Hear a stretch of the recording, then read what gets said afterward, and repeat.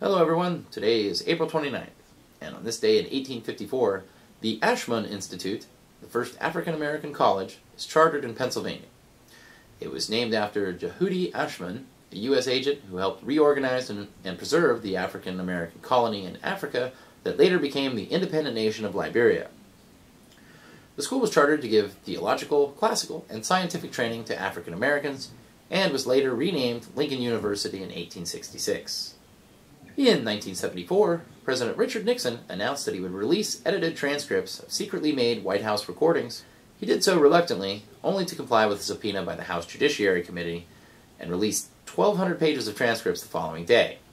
But the committee insisted that the tapes themselves be turned over, and Nixon cited his right to executive privilege to protect state secrets and stated that the transcripts were edited by him and his advisors to omit anything irrelevant to the Watergate investigation or critical to national security.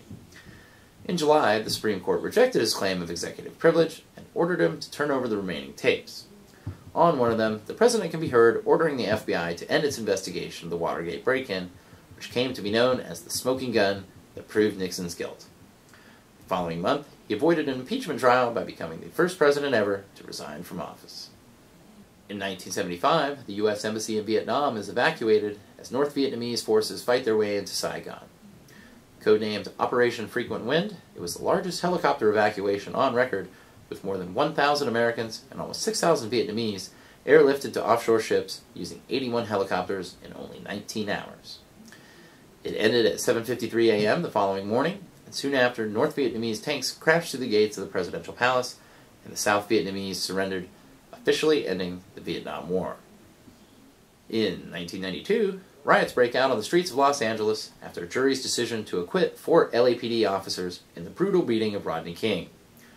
A paroled felon who led police on a high-speed chase through the city while intoxicated and uncooperative, King resisted arrest and was subsequently beaten without mercy by a good number of cops, which just so happened to be caught on video.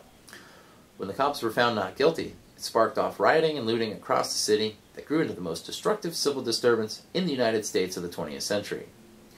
The 3 days of chaos killed 55 people, injured almost 2,000, led to 7,000 arrests, and caused nearly $1 billion in property damage, including the burnings of nearly 4,000 buildings.